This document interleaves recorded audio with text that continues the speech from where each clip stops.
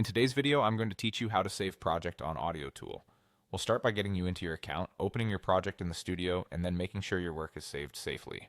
Open your web browser and head to the Audiotool website's message board page. This is a convenient entry point because the sign-in option is right on that screen and it gets you into the ecosystem quickly.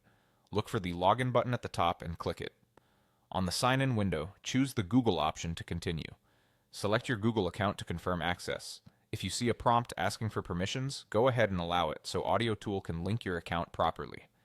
If a pop-up blocker interferes, temporarily allow the sign-in window and try again. After you're authenticated, you'll be taken back to Audiotool. From there, click the Studio button.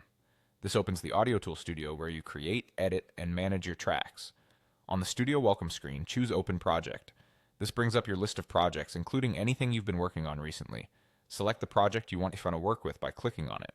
Then click Open to load it into the Studio workspace. Depending on the size of your project and your internet connection, it might take a moment for all devices, samples, and automation lanes to appear. Give it a second to finish loading so everything is ready to go before you continue. Now let's save your work. At the top of the Studio, open the Project menu. Inside that menu, click Save. This triggers an immediate save of your current state so your latest edits are stored in the cloud. If you see a note indicating that autosave is enabled, you're in good shape. Audiotool will periodically save changes as you work. Still, it's a great habit to manually click Save after significant edits before closing the tab or right before switching devices, just to be certain everything is captured.